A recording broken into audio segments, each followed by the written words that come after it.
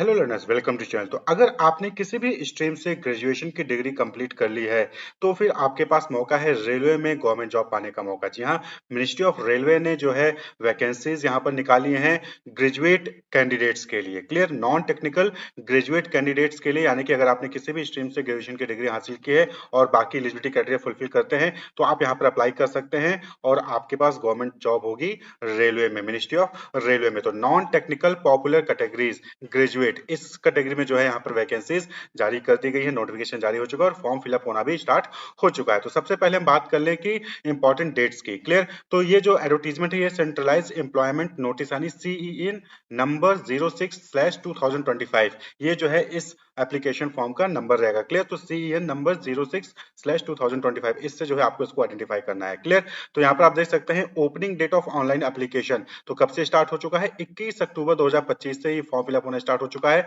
और closing date क्या है, सबमिशन ऑफ ऑनलाइन एप्लीकेशन की क्लोजिंग डेट क्या है, तो दैट इज 20 नवंबर 20 नवंबर 2025 को रात को 11:59 तक आपको जो है अपना फॉर्म हर हाल में फिलअप कर लेना है। तो आरआरबी के जो डिफरेंट वेबसाइट है, आप किसी भी वेबसाइट से जो है इसके लिए अप्लाई कर सकते हैं। Last date for application fee payment for the submitted applications, यानी कि जो भी 20 नवंबर 2025 तक जिन्होंने भी अपना एप्लीकेशन फॉर्म सबमिट कर लिया होगा उनको फीस पेमेंट करने के लिए वहां पर जो है 2 दिन एक्स्ट्रा टाइम दिया जाएगा, यानी कि 22 नवंबर 2025 तक जो है वो अपने सबमिटेड एप्लीकेशन के लिए फीस पे कर सकते हैं। और फीस पेमेंट जरूरी है, एप्लीकेशन फीस पेमेंट नहीं करेंगे तो फिर आपका फॉर्म कंप्लीट नहीं माना जाएगा। क्लियर, कुछ चीजों में जो है आप वहां पर करेक्शन कर सकते हैं और उसके लिए विंडो जो है वो 23 नवंबर से 2 दिसंबर 2025 के बीच में ओपन किया जाएगा। क्लियर, तो ये चीज आपको ध्यान में रखना है। वहीं पर dates during which eligible scribe candidate must provide their scribe detail in the application portal, यानी कि अगर आप स्क्राइब का इस्तेमाल कर रहे हैं तो उस केस में फिर उनकी डिटेल 3 दिसंबर से 7 दिसंबर के बीच में आपको वहां पर देनी होगी। क्लियर, तो कहने का मतलब है कि 21 अक्टूबर से फॉर्म फिलअप होना स्टार्ट हो चुका है और 20 नवंबर 2025 तक आपको फॉर्म फिलअप करके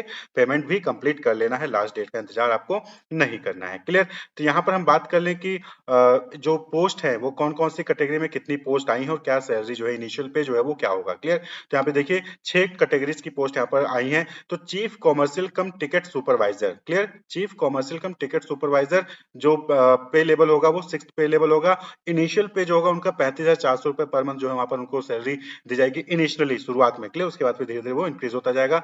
एज लिमिट की बात करें तो 18 से 33, यहाँ पर सभी जितने भी 6 पोस्ट हैं 6 पोस्ट के लिए एज लिमिट 18 से 33, यानी कि मिनिमम एज 18 होनी चाहिए और मैक्सिमम एज 33 होनी चाहिए। क्लियर, और यहाँ पर जो चीफ कॉमर्शियल कम टिकट सुपरवाइजर की वैकेंसी है वो 161 है, ऑल आरआरबी यानी कि सभी आरआरबी को मिलाकर 161 पोस्ट यहाँ पर आई है। स्टेशन मास्टर की बात करें तो यहाँ पर भी 35,400 रुपए जो है इनिशियल पे होगा। 18 से 33 एज लिमिट होनी चाहिए और 18 से 33 के बीच में एज होनी चाहिए और 615 पोस्ट है स्टेशन मास्टर की। वहीं पर गुड्स ट्रेन मैनेजर की लिए भी वैकेंसी है तो 29,200 29,200 रुपए यहाँ पर इनिशियल पे होगा। 18 से 33 के बीच में एज होनी चाहिए और 3,416 3416 वैकेंसीज है सभी आरआरबी में मिलाकर गुड्स ट्रेन मैनेजर के लिए। वहीं पर junior accounts assistant cum typist, junior accounts assistant cum typist, यहाँ पर देखिए सैलरी 29,200 होगी और 18 से 33 के बीच में एज होनी चाहिए कैंडिडेट्स की। 921 पोस्ट है, 921 पोस्ट है junior accounts assistant cum typist के। वहीं पर सीनियर क्लर्क कम टाइपिस्ट की जो इनिशियल पे होगी वो भी 29,200 होगी और 18 से 33 के बीच में एज लिमिट होनी चाहिए और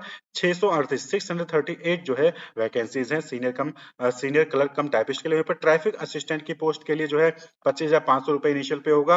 18 से 33 के बीच में एज होनी चाहिए और 59 पोस्ट है। तो टोटल 5,810 पोस्ट है, यहाँ पर 5,810 वैकेंसीज आई हुई हैं, जहां पर वो कैंडिडेट जिन्होंने अपनी ग्रेजुएशन की डिग्री हासिल कर ली है यानी कंप्लीट कर लिया अपना ग्रेजुएशन, तो वो लोग अप्लाई करके गवर्नमेंट जॉब पा सकते हैं। याद रहे कि डिग्री कंप्लीट होनी चाहिए। अगर आप रिजल्ट का वेट कर रहे हो या फिर अपियरिंग हो तो फिर उस केस में आप अप्लाई नहीं कर सकते हो, आपका फॉर्म यहाँ पर रिजेक्ट कर दिया जाएगा। क्लियर, तो ये चीज आपको यहाँ पर ध्यान रखनी है। तो बात कर ले एज लिमिट की, तो यहाँ पर जो हमने बताया कि जो एज है वो 1 जनवरी 2026 1 जनवरी 2026 को एज आपकी काउंट की जाएगी, यानी 1 जनवरी 2026 को देखा जाएगा कि आपकी एज 18 से 33 के बीच में है या नहीं है। तो यहाँ पर आप देख सकते हैं कि lower age limit age on 1 जनवरी 2026, यानी कि जो भी कैंडिडेट 6 पोस्ट में अप्लाई कर रहे हैं, उनकी जो डेट ऑफ बर्थ है वो 1 जनवरी 2008 के बाद की ना हो, उससे पहले की हो। यानी कि 1 जो है 1 जनवरी 2007 हो सकती है, 1 जनवरी 2006 हो सकती है, क्लियर? 1 जनवरी 2008 के बाद का नहीं होना चाहिए, यानी कि 2 जनवरी 2008 नहीं चलेगा, क्लियर? 1 जनवरी 2008 से पहले का ही उनका बर्थ होना चाहिए, क्लियर? और वहीं पर अपर एज लिमिट की बात करें तो अगर अनरिजर्व्ड या फिर ईडब्ल्यूएस कैटेगरी के हैं तो उनका जन्म 2 जनवरी 1993 के बाद हुआ होना चाहिए।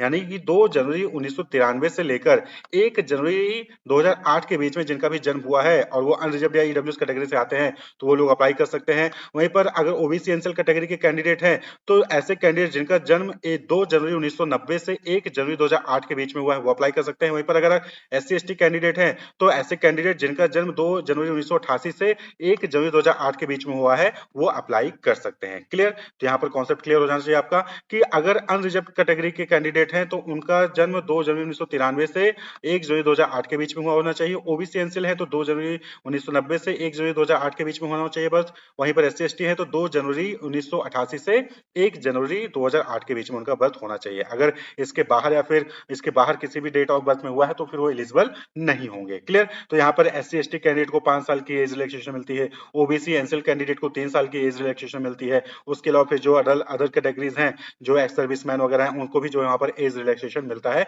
तो उसके लिए जो है आपको यहाँ पर प्रॉपर्ली इस नोटिफिकेशन को देख लेना होगा, clear?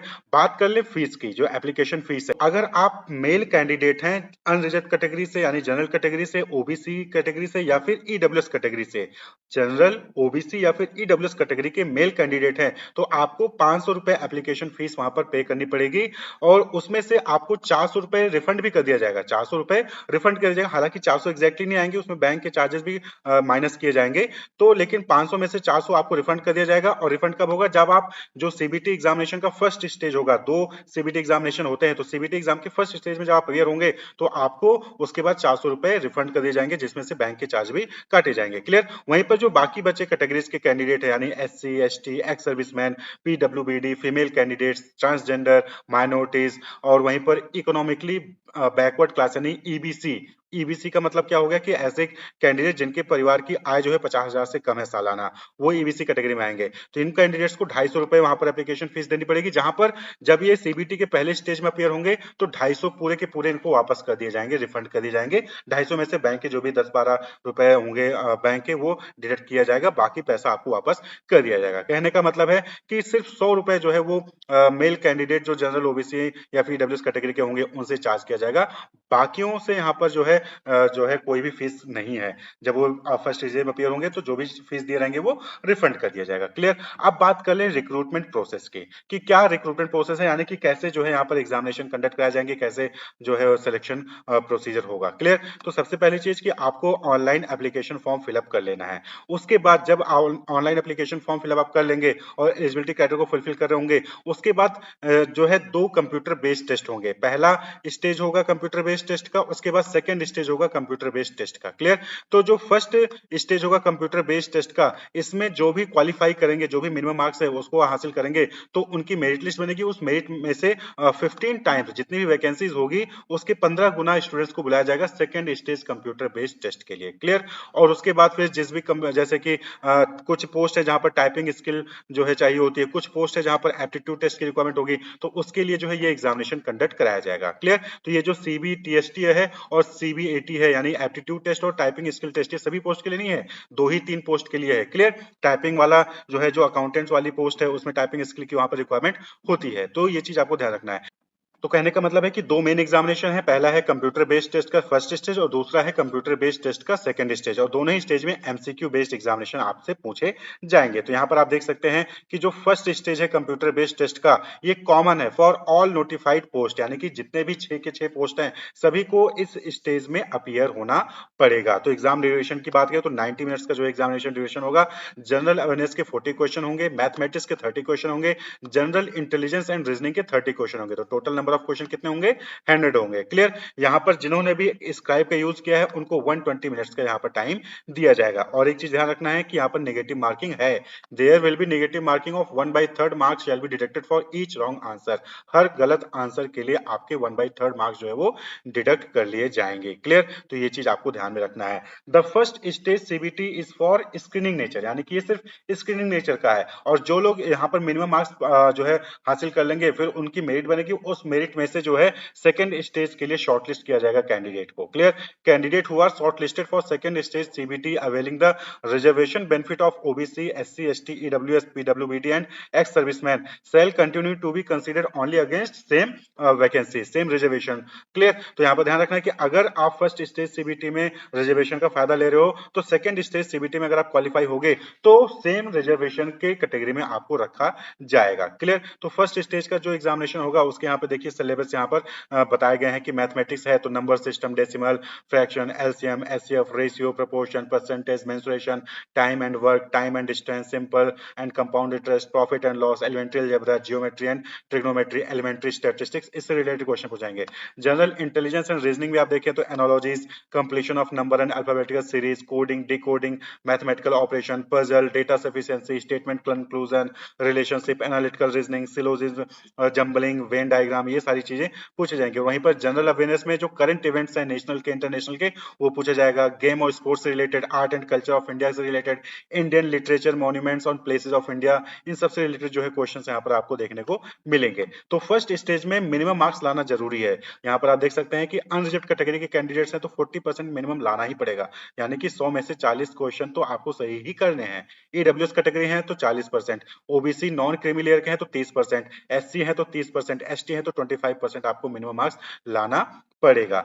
These percentage of marks for eligibility may be relaxed by 2 marks for PWBD candidate in case of shortage of PWBD candidate against vacancies reserved for them। अगर जो है PWBD कैंडिडेट्स की shortage होती है तो वहां पर उनको 2 मार्क्स का रिलैक्सेशन दिया जा सकता है। क्लियर। तो कहने का मतलब है कि अनरिजर्व कैटेगरी है तो कम से कम 40% मार्क्स आपको लाने होंगे फर्स्ट स्टेज सीबीटी में, तभी आपको कंसीडर किया जाएगा second stage computer based test के लिए। क्लियर। तो जो shortlisting of candidate for second stage CBT shall be based on the normalised marks obtained by them in first stage CBT. तो फर्स्ट स्टेज सीबीटी में जो भी marks आएंगे उसको नॉर्मलाइज किया जाएगा और फिर उसी के बेसिस पे सेकंड स्टेज सीबीटी के लिए कैंडिडेट्स को शॉर्टलिस्ट किया जाएगा। कितने? 15 टाइम्स, यानी कि जो भी वैकेंसीज हैं उसके 15 गुना जो है कैंडिडेट्स को शॉर्टलिस्ट किया जाएगा सेकंड स्टेज एग्जामिनेशन के लिए। तो सेकंड स्टेज एग्जामिनेशन भी कितने ड्यूरेशन का होगा? 90 मिनट्स का होगा। जनरल अवेयरनेस के 50 क्वेश्चन, मैथमेटिक्स के 35 क्वेश्चन और जनरल इंटेलिजेंस एंड रीजनिंग के 35 क्वेश्चन। क्लियर। और हर क्वेश्चन 1 मार्क्स का होगा, हर क्वेश्चन 1 मार्क का होगा और टोटल नंबर ऑफ क्वेश्चन कितने हो गए?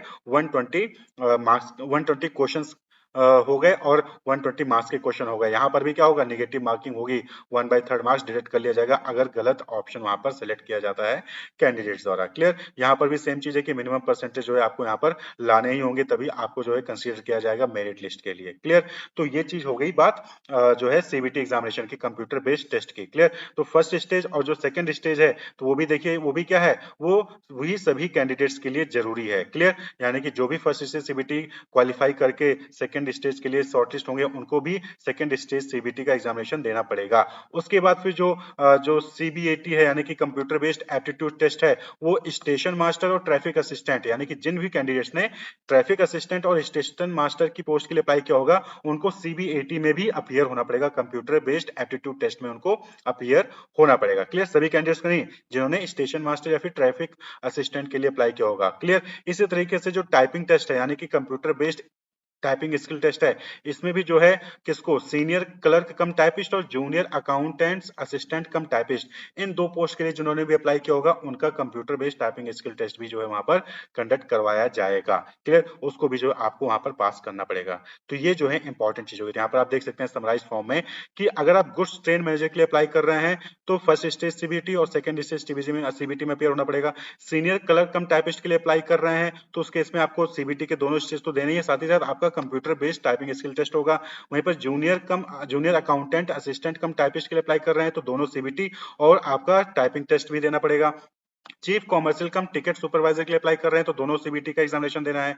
स्टेशन मास्टर और ट्रैफिक असिस्टेंट इन दोनों के लिए अप्लाई कर रहे हैं तो कंप्यूटर बेस्ड एप्टीट्यूड टेस्ट भी देना पड़ेगा। दोनों सीबीटी के साथ कंप्यूटर बेस्ड एप्टीट्यूड टेस्ट भी आपको जो है वहां पर देना पड़ेगा। क्लियर। और फिर डॉक्यूमेंट वेरिफिकेशन आपका जो है वहां पर कंडक्ट करा जाएगा। अब बात कर लें कि जो एलिजिबिलिटी क्राइटेरिया है, सबसे इंपॉर्टेंट चीज तो यहाँ पर आप देख सकते हैं चीफ कॉमर्शियल कम टिकट सुपरवाइजर। अगर आप इस पोस्ट के लिए अप्लाई कर रहे हैं तो आप ने जो है किसी भी यूनिवर्सिटी से डिग्री हासिल कर ली है तो आप जो है इसके लिए अप्लाई कर सकते हैं। स्टेशन मास्टर की बात करें तो यहाँ पर भी देखिए डिग्री फ्रॉम रिकॉग्नाइज्ड यूनिवर्सिटी और इट्स इक्विवेलेंट, किसी भी यूनिवर्सिटी से आपने जो है डिग्री हासिल की है तो आप अप्लाई कर सकते हैं। गुड्स ट्रेन मैनेजर तो degree from recognised university. Junior accounts assistant cum typist तो डिग्री फ्रॉम रिकॉग्नाइज्ड यूनिवर्सिटी और its equivalent. Typing proficiency in English Hindi on computer is essential तो आपके पास टॉप टाइपिंग प्रोफिशिएंसी होनी चाहिए, यानी कि आप जो है इंग्लिश और हिंदी में टाइपिंग कर सकते हैं। सीनियर क्लर्क कम टाइपिस्ट की पोस्ट के अप्लाई करें तो सेम चीज है कि आपने डिग्री हासिल कर ली है और साथ ही साथ आपके पास टाइपिंग स्किल होनी चाहिए। वहीं पर ट्रैफिक असिस्टेंट की के लिए अप्लाई करें तो डिग्री फ्रॉम रिकॉग्नाइज्ड यूनिवर्सिटी और इट्स इक्विवेलेंट। क्लियर। तो 6 पोस्ट है, 6 पोस्ट के लिए मिनिमम जो क्वालिफिकेशन है वो तो डिग्री होनी चाहिए, साथ ही साथ जहां पर टाइपिंग की रिक्वायरमेंट है वहां पर टाइपिंग स्किल होनी चाहिए और जहां पर जो है वहां पर स्टेशन मास्टर या फिर जो ट्रैफिक असिस्टेंट है उसके लिए जो है वहां पर आपका कंप्यूटर बेस्ड एप्टीट्यूड टेस्ट भी कंडक्ट कराया जाएगा। तो ये जो है मिनिमम एजुकेशन क्वालिफिकेशन है डिफरेंट पोस्ट के लिए। क्लियर। तो यहाँ पर देख सकते हैं कि यहाँ पर जो अलग अलग आरआरबी हैं उनमें कौन सी आरआरबी में कितनी वैकेंसीज है किस पोस्ट के लिए, वो जो है आप इस पीडीएफ को डाउनलोड करके देख सकते हैं। क्लियर। तो अगर आपने ग्रेजुएशन की डिग्री कंप्लीट कर ली है तो 20 नवंबर लास्ट डेट है इसके लिए अप्लाई करने के लिए। बहुत ही अच्छा मौका है गवर्नमेंट जॉब पाने के लिए रेलवे में। और यहाँ पर अगर आपको अप्लाई करना है तो आपको rrbapply.gov.in इस वेबसाइट पे आना होगा और यहाँ पे देखिए नोटिफिकेशन यहाँ पर लिंक आ चुका है अप्लाई का। क्लियर। तो यहाँ पर अप्लाई पे आपको क्लिक करना होगा। अप्लाई पे क्लिक करेंगे तो यहाँ पे देखिए आप जो है या तो आधार के जरिए लॉग कर सकते हैं या फिर आरआरबी अकाउंट क्रेडेंशियल के जो है जरिए आप लॉग कर सकते हैं। अगर अभी आपने अकाउंट नहीं बनाया है तो आपको सबसे पहले क्या करना पड़ेगा, क्रिएट एन अकाउंट, आपको अकाउंट क्रिएट करना पड़ेगा। तो candidate who have already created an account for any CEN issued by RRB in 2024-25 are not required to register again, they should log in using the same user name और password. यानी कि पहले आपने 2024-25 में पहले किसी दूसरे CEN के लिए यानी कि दूसरे एडवर्टीजमेंट के लिए अपना अप्लाई किया था तो आपको दोबारा से यहाँ पर अकाउंट क्रिएट करने की जरूरत नहीं है। लेकिन अगर आपने अभी तक किसी भी CEN वैकेंसीज के लिए अप्लाई नहीं किया था तो आपको पहले यहाँ पर अकाउंट क्रिएट करना पड़ेगा और उसके बाद फिर लॉगिन करके आपको बाकी फॉर्मेलिटीज भी पूरी करनी पड़ेंगी। तो ये कैसे फॉर्म फिलअप करना है वो भी जो है आपको इसी पीडीएफ नोटिफिकेशन में देखने को मिल जाएगा। तो इस पीडीएफ का लिंक और वेबसाइट का लिंक कहाँ से अप्लाई करना है वो दोनों ही आपको वीडियो के डिस्क्रिप्शन में मिल जाएगा, वहां से आप जाके अप्लाई कर सकते हैं। 20 नवंबर लास्ट डेट है। Wish you all the best, keep watching.